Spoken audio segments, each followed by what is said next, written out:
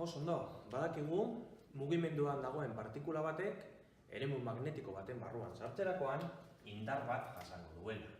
Ikusi dugu, jasaten duen indarra izango dela horrelako. Bale, ikusiko dugu zer gertatzen zaion partikula horri. Inertziaren lehenengo legeak esaten digu gorputz batek pausagunean edo higiduran baldin badau, ezerk ez badio eragiten, bere horretan jarraitzen duela. Eta dinamikaren bigarren legeak esaten digu, zeo zerk eragiten gaituenean, indar batek eragiten gaituenean, azelerazio bat sortzen dela. Badakigu baita, indar bat eragiten duenean, masa batek, gorputz batek azelerazio bat jasaten duela.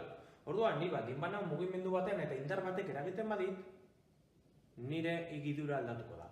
Orduan, abiadura goruntza bada eta eremua kanporantza bada, eragiten digun indarra haruntza izango da. Eta orduan, nire ibilbidea izango da horrelakoa. Zirkunferentzia bat egiten hasiko naiz. Nire ibilbidea makurtuko da, edo? Nire posizio aldaketa izango da higidura zirkular baten. Higidura zirkular baten.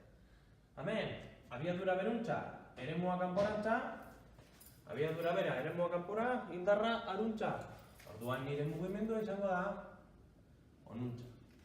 Claro, orain, baldin badugu partikula negatibo bat, sortzen zaigun indarra, baldin bada, abiadura gora, eta eremua kanpora, indarra haruntza izan barko zen, baina negatiboa denez hau, eta ateratzen zaigu honuntza indarra bai, minus Q, VB.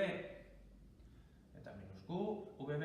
Orduan, nahiz eta eskuak esan honuntza abiadura, honuntza eremua, haruntza atera behar dela, minusko danez, haruntza ateratzen zaigu, orduan gure ibilbidea haruntza izango da, eta kasu honetan izango da gure ibilbidea honuntza. Higidura zirkularra, orduan indar zentripeto bat edukiko dugu eta azelerazio normal bat. Bi indarrak berdindu ditzakegu. Q bider V bider B berdin M bider V karratu zati R. Nire higiduraren erradioa. Orduan hemendik